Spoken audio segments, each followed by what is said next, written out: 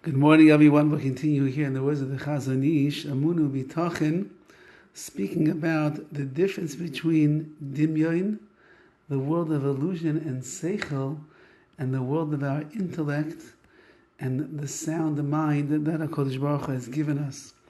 And he wants to show just how powerful Dimyon is. Divrei hayomim v'koros olam hem ma'alfim harbe es hachacham b'darkei. History and world events, they guide the wise man in his path. They have an influence on him. And it could very well be that that he lays the foundations of his wisdom on the events of the past.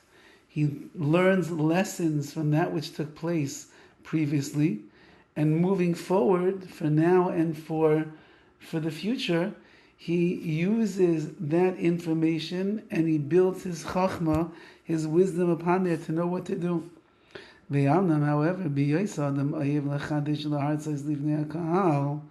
since that a person likes to originate novel ideas and present them before his audience, many lies have been amassed in history books. Because a person doesn't really despise falsehood by nature. There are many people that actually love falsehood. And they play around with this falsehood like they're close friends.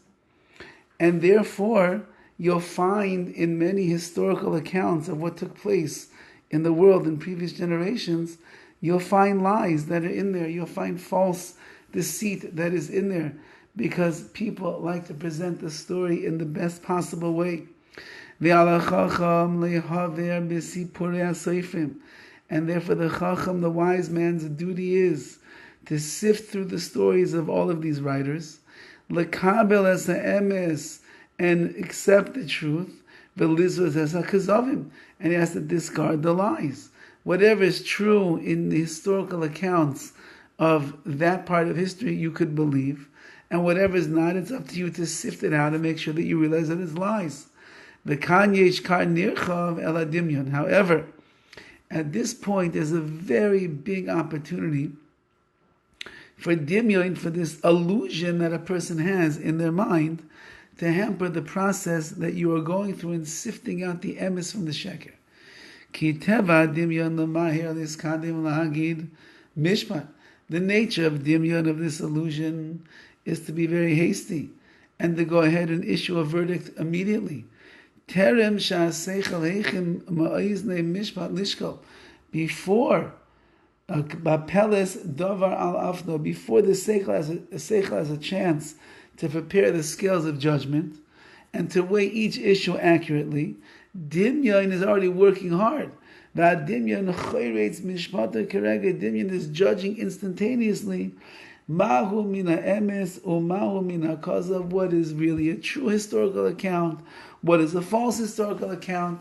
So your Dimyon is working on overtime.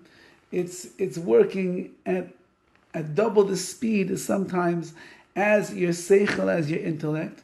And therefore, before you have a chance to intellectually examine the information that is in front of you, the Dimyon is already coming, and paskening is already deciding how to look at this and what you should think. Says the Chazon, if that's the case, a person will find themselves in a bad spot, because it's going to mean that you might never be engaging in a seichelic, in an intellectual way, completely, because the seichel, the Dimyon, is always there first, and it's already covering things up.